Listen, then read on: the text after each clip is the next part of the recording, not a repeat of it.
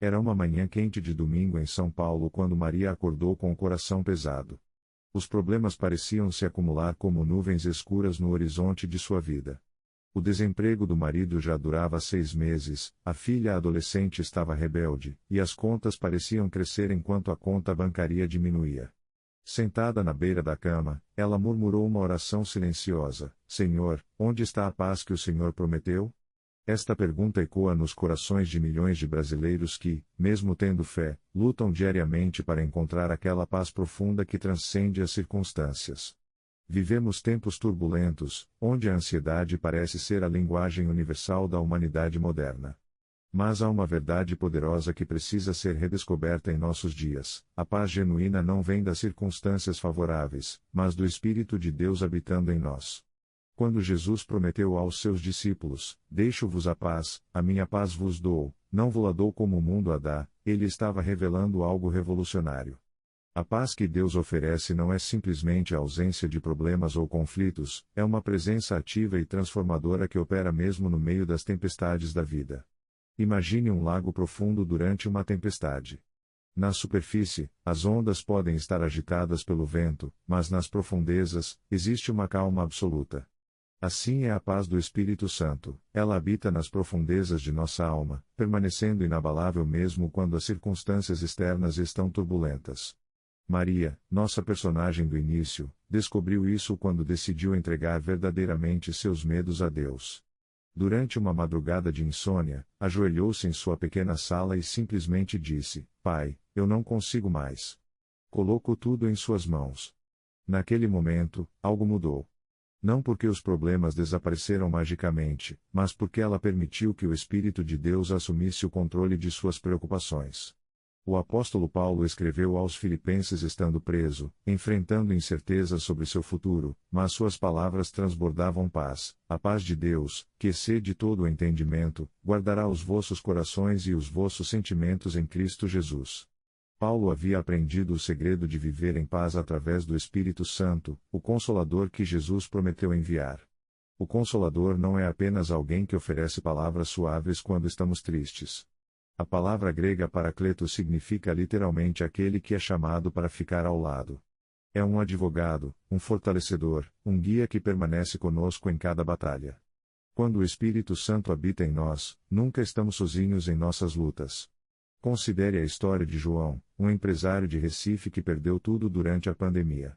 Sua empresa familiar, construída ao longo de 3 gerações, faliu em questão de meses. A depressão bateu à sua porta como uma tempestade implacável. Foi quando sua esposa, Conceição, o lembrou de algo que eles haviam esquecido: João, nós temos o Espírito Santo. Vamos pedir para ele nos mostrar o caminho. Juntos, começaram a orar não pedindo que Deus mudasse as circunstâncias, mas pedindo que o Espírito Santo lhes desse paz no meio da crise e sabedoria para os próximos passos. Gradualmente, João descobriu que sua identidade não estava no sucesso empresarial, mas em ser filho de Deus. A paz que começou a sentir não dependia de sua situação financeira, mas da certeza de que Deus tinha um propósito mesmo no vale mais escuro. A paz através do Espírito de Deus requer algo que nossa cultura individualista luta para aceitar: rendição. Não a rendição da derrota, mas a rendição da confiança. É o reconhecimento de que nossa sabedoria limitada não pode resolver todos os problemas, mas que existe um Deus infinitamente sábio que pode. Quando Abraão foi chamado para sacrificar Isaque, ele não entendeu o plano de Deus, mas confiou no caráter de Deus. Essa rendição não era passividade, era uma ação de fé profunda. Da mesma forma, quando rendemos nossas preocupações ao Espírito Santo, não estamos desistindo da responsabilidade, mas reconhecendo que existe uma sabedoria maior operando em nossas vidas. Ana, uma enfermeira de Brasília, trabalhou na linha de frente durante os piores momentos da pandemia. Viu colegas adoecerem, famílias se despedindo através de telas de tablet, e sentiu o peso da morte rondando diariamente. Chegou um momento em que a ansiedade era tanta que ela não conseguia mais dormir. Espírito Santo, ela orava todas as noites: eu entrego meus medos ao Senhor. Preciso da sua paz para continuar servindo.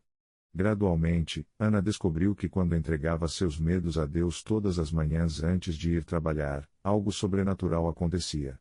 Ela continuava sendo cautelosa e responsável, mas a ansiedade paralisante deu lugar a uma confiança serena. O Espírito Santo não a protegeu de todas as dificuldades, mas deu-lhe a paz necessária para enfrentá-las com coragem. Uma das áreas onde mais precisamos da paz do Espírito Santo é em nossos relacionamentos. Quantos lares brasileiros estão fragmentados por brigas constantes, mágoas não perdoadas e orgulho ferido?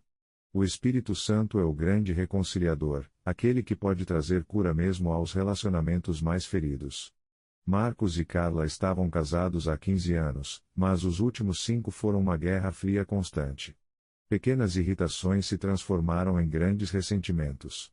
A comunicação havia se reduzido ao essencial, e ambos viviam como estranhos sob o mesmo teto. Foi quando decidiram, durante um retiro espiritual em uma igreja em Campos do Jordão, pedir ao Espírito Santo para restaurar seu casamento.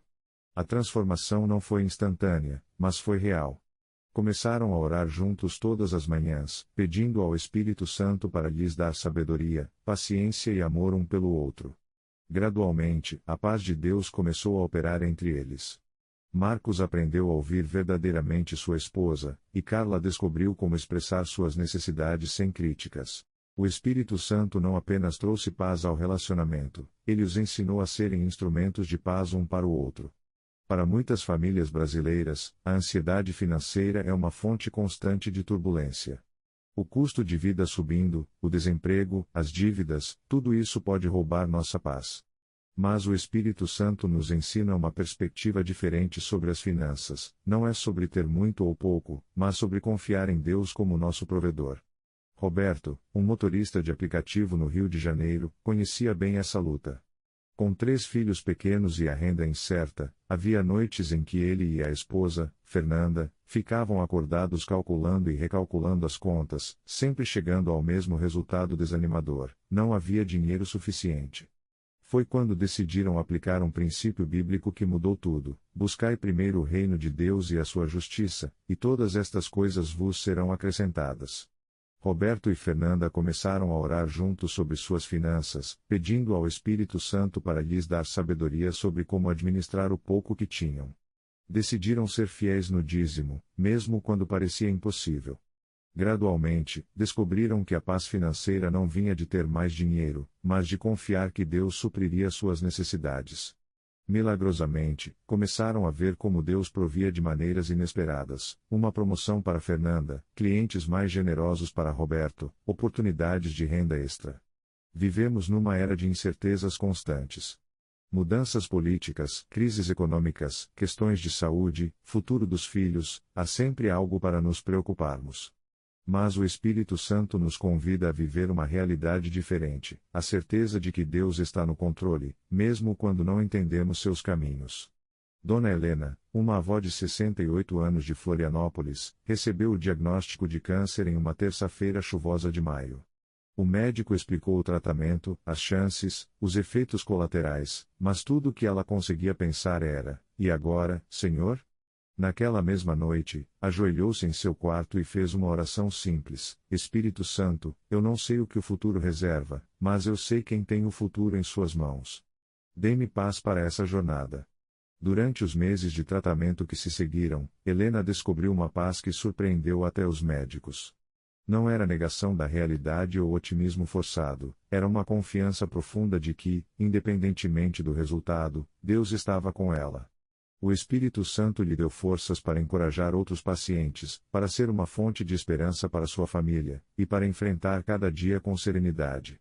A oração é o canal através do qual a paz do Espírito Santo flui para nossos corações.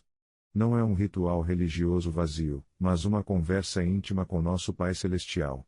Quando oramos, não estamos apenas pedindo coisas a Deus, estamos nos conectando com a fonte de toda a paz.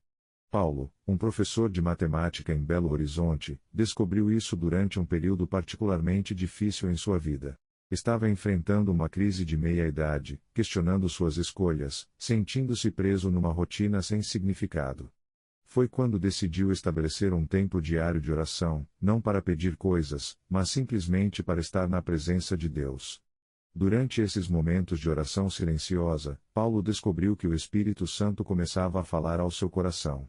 Não eram vozes audíveis, mas impressões, ideias, uma sensação crescente de propósito e direção. A paz que encontrou na oração começou a se estender para todas as áreas de sua vida. Redescobriu a alegria em ensinar, encontrou maneiras de impactar positivamente seus alunos, e desenvolveu uma perspectiva completamente nova sobre seu propósito na vida.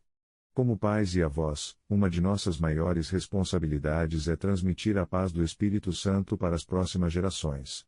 Nossos filhos e netos estão crescendo num mundo cada vez mais ansioso, onde as redes sociais amplificam medos e inseguranças. Eles precisam ver em nós um exemplo de como viver em paz através do Espírito de Deus. Luciana, mãe de 2 adolescentes em Curitiba, percebeu que suas próprias ansiedades estavam sendo transmitidas para os filhos.